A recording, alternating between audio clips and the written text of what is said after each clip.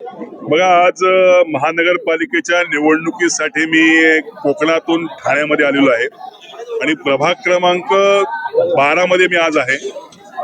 या प्रभाग क्रमांक 12चे उमेदवार नारायणरावजी पवार, राजेशजी मोरे साहेब, काजलजी गुणीजन आणि माधुरीताई मेटांगे यांच्या प्रचारार्थ मी या ठिकाणी आहे. खर तर मी कोकणातनं इतिहास घडवून या ठिकाणी आलेलो आहे.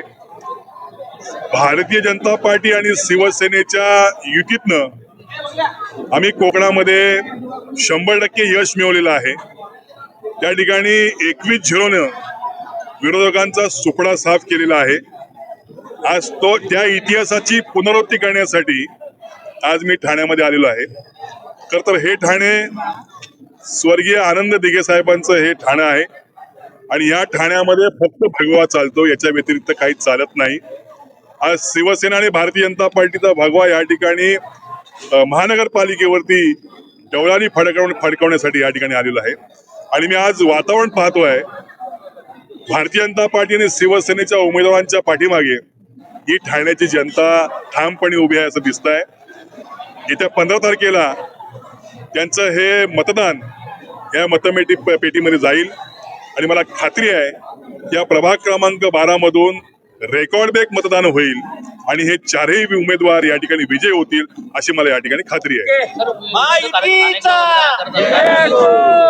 सत्तेच्या जीवावर अनेक दबाव तंत्र वापरून या ठिकाणी इलेक्शन केलं जात आहे, काय सांगाल? हे बघा, हे प्रत्येक वेळेला ज्यावेळेला निवडणुका जिंकता येत नाही त्या विरोधक हे अशा पद्धतीच्या भूमिका सातत्याने मांडत असतात. मला वाटतं या सगळ्याच त्यांच्या भूमिका प्रत्येक निवडणुकीमध्ये राहिलेल्या आहेत. तरी देखील सातत्याने महाराष्ट्रातली जनता, मुंबईची जनता आणि ठाण्याची जनता महायुतीच्या पाठीमागे राहिलेली आहे. त्यांच्या पाठीमागे आता कुठलंही मतदान उरलेलं नाही किंवा जनमत नाही. त्यामुळे वैफल्यग्रस्त अवस्थेमध्ये हे सगळे विरोधक आहेत आणि अशा पद्धतीच्या भूमिका ते वारंवार मांडत आहेत. परंतु महाराष्ट्रातली आणि ठाण्यातली जनता विकासाला मत देते आणि काम करणाऱ्या कार्यकर्त्याच्या पाठीमागे ठामपणे उभे राहते. याची पुनरावृत्ती या ठिकाणी होईल अशी मला खात्री आहे.